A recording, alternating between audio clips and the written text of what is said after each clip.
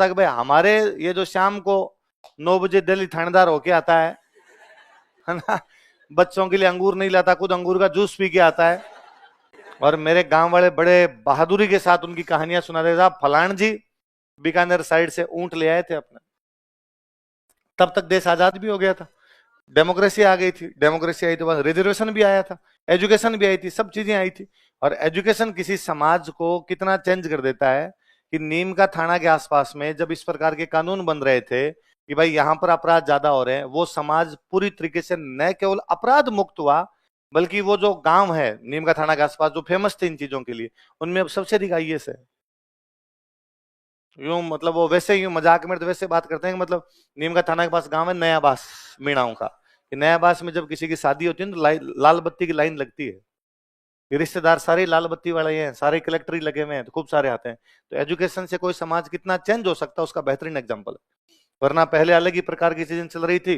पूरी तरीके से हालात बदल गए। अच्छा एक और, ये डाके मारने वाला जो काम था ये पूरा पश्चिमी राजस्थान करता था, और इसके अंदर बुरा माना नहीं जाता था। आज यूं बड़ा ऑफेंड सा लगता है, बाकी और पूरा पश्चिमी राजस्थान नहीं, इस दुनिया में जहां कहीं वे लोग जो मरुस्थल में रहे हैं, जो उनका मुख्य काम रहा है, क्योंकि उनके पास इकोनॉमी के दूसरे साधन होते हैं, और पहले लोग इसको बुरा मानते भी नहीं थे, अच्छा मानते थे। मेरे तो खुद के गांव में 1-2 डाकू हुए, और मेरे गांव वाले बड़े बहादुरी के साथ उनकी कहानियां सुनाते, साहब फलान जी बीकानेर साइड से ऊंट ले आए थे अपने, लाते ये थे, ऊंट ले आते, गायें ले आते, पशुओं की, और धन तो किसी के पास पड़ा नहीं था, पहले धन का मतलब ही क्या होता था, पशु ही होता था, इसलिए पशुधन ही बोलते हैं, तो यूं चोरी कर लिया करते। तो ये नीम का थाना के आसपास वाले मीणा को एक बार हमारे गांव साइड से गायें चोर लाए थे, गायें चरने के लिए गई और उधर से लेके आ गए, हमारे गांव वाले जो थे वो कहीं पे ऊंट चोरने के लिए गए हुए थे इधर हमारी गायें लुट गई, तो और 2-4 गांवों की उठा के ले आए इधर वाले। तो मैं मेरे दादाजी ने कहानियां सुनाते हैं, वो कहते हैं फिर अपने गांव वाले आए, बीकानेर साइड से कहीं से ऊंट लेके आए थे, आते अपने गांव वालों का, भाई साहब तुम ऊंट लाने में रह गए, यहाँ अपनी क्या चली गई। फिर अपने गांव वाले जो डाकू थे वो उधर जो नए नीम का थाना वाले जो डाकू थे उनके पास गए और उनको जाकर हमारी गायें तो वापस दो, तो अपनी गायें वापस मिल गई, पर केवल अपने गांव की गायें वापस मिली, बाकी गांव की गायें वापस मिली, मगर अपने जो स्टाफ था भाई हमने कहा एक घर तो डाके नहीं तड़ा है, हम सेम काम करते हैं, आप भी यही काम करते हो, तो फिर यार ऐसे कैसे किया जा सकता है। अच्छा हमारे गांव में वो 1-2 लोग हुए जिन्होंने इस प्रकार डाके मारे, और पूरा गांव फेमस हुआ कि ये जो गांव है ये इन चीजों के लिए फेमस है, वो पूरा गांव फेमस हुआ, कारण कि वो भले आदमी ऊंट लेके आए, कहीं से 10 ऊंट ले आए, तो गांव में बांट दिए, एक तू ले ले, एक तू ले ले, एक तू ले ले, एक तू ले ले। अब मान लो ऊंट का मालिक पीछे पीछे आ गया, पता चल जाता था कौन ले गए, तो ऊंट का मालिक कहीं से आ गया, पता करते कि फलान जी लेके गए, फलान जी के पास आया, आप मेरा ऊंट ले आए, तो उसने कहा हाँ लेके तो आ गए थे, तो वापस दो साहब की बात, ठीक है अब तू आ ही गया तो ले जा, तो कहाँ खड़ा है, तो भाई फलान जी के घर खड़ा, मान लो मेरे घर खड़ा है, तो वो जो लेना है उसकी नजर में तो मैं भी डाकू,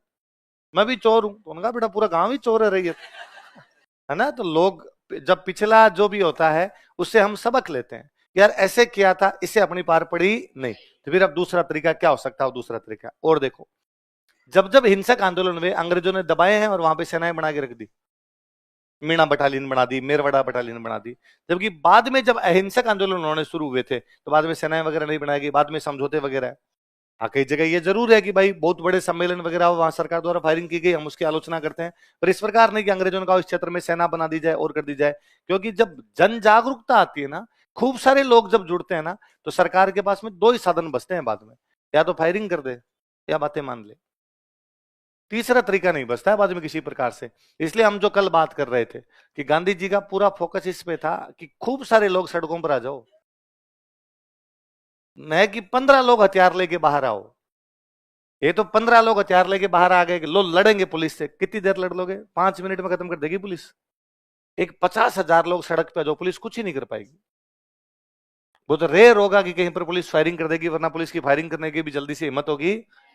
नहीं होगी। इसलिए गांधी जी जानते थे कि जन जागरूकता, जब तक लोग खूब सारे नहीं जुड़ेंगे तब तक पार पड़ेगी, इसलिए गांधी जी ने हर बार लोगों को जोड़ने की कोशिश की। और लोगों को जोड़ने का तरीका क्या हो सकता था, तो उन्होंने सारे तरीके अपनाए। लोगों को जोड़ने का तरीका यह हो सकता था कि नेता खुद लोगों जैसा लगे, इसलिए गांधी जी ने बाल वाल रखने बंद कर दिए, है ना, वरना पहले गांधी जी बड़े स्टाइलिश रहते थे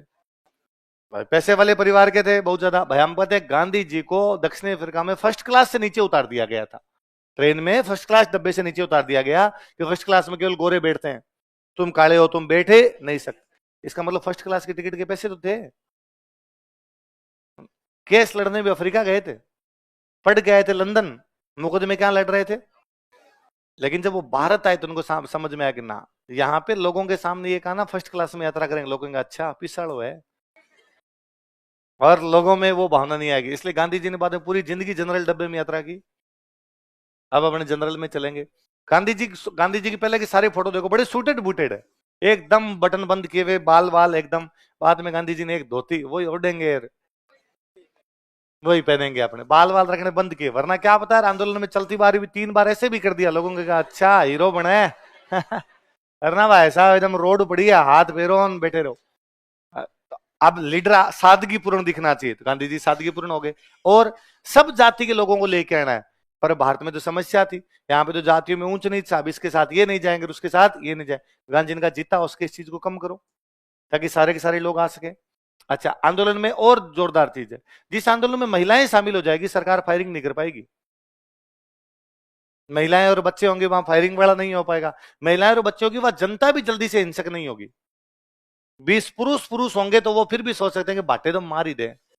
पर उन पुरुषों के साथ भी उनके घर की महिलाएं होंगी तो उनको लगेगा ना, कल को सामने से यदि फायरिंग होगी, अपने परिवार की महिलाएं भी कहां जाएगी, अपने तो भाग जाएंगे, इनका क्या होगा, इसलिए जल्दी से करेंगे। गांधी जिनका महिलाओं को लो, और महिलाओं में जागरूकता आएगी, तो यदि कोई पुरुष नहीं भी आना चाहता तो महिलाएं उनको कहेगी कि आओ। तो गांधी जी ने जैसे एक उस समय चलाया था कि शराब नहीं पीनी, तो इससे सबसे अधिक बेनिफिट महिलाओं को है ना। तो महिलाओं ने शराब की दुकानों पे धरने देने शुरू कर दिए थे, कि शराब की दुकानों पे जाके महिलाएं धरने पर बैठ जाती, और जो भी पुरुष आते उनको शराब खरीदने, क्योंकि महिलाओं को लगता था कि भाई हमारे ये जो शाम को 9 बजे दिल्ली थानेदार होके आता है ना, बच्चों के लिए अंगूर नहीं लाता, खुद अंगूर का जूस पी के आता है, गांधी जी से तो बचा ही रहे। तो गांधी जी अपने आप भगवान हो गए। तो आपने भी आगे आप पढ़ोगे ना, तब धीरे धीरे और चीजें सीखोगे कि भाई पहले आंदोलनों में बाद आंदोलनों में क्या फर्क है। तो पहले वाले हिंसक है, बाद वाले अहिंसक। पहले वालों में जन जागरूकता कम है, बाद वालों में जन जागरूकता। पहले वाले अंग्रेजों ने सेनाओं के माध्यम से दबाने की कोशिश की है, दूसरे वालों में फायरिंग भले की हो, बाकी उनको सेनाओं के माध्यम से दबाने की कोशिश ही। भले बड़ी बात। एक और मैंने अब बार बार हमने जिक्र किया ईडर का, है ना। हम करें ईडर, अब तो गुजरात में आता है, पर हम सिरोही के आंदोलन में पढ़ते हैं, ईडर के अंदर हुआ। हम ये जो वागड़ वाला पढ़ते हैं, इसमें भी ईडर वालों को खूब सपोर्ट मिला था, क्योंकि ईडर अपने टच करता है। तो राजस्थान के लोग ईडर भी जाते थे, ईडर के लोग कहाँ थे, राजस्थान, और एकदम डूंगरपुर बांसवाड़ा के उधर ईडर आ जाता अपने। तो गोविंद गुरु कुछ दिन ईडर रहे थे। कहां पे रहे थे? 3 साल बीच में ईडर चले गए थे गोविंद गुरु, 1908 से लेके 1910।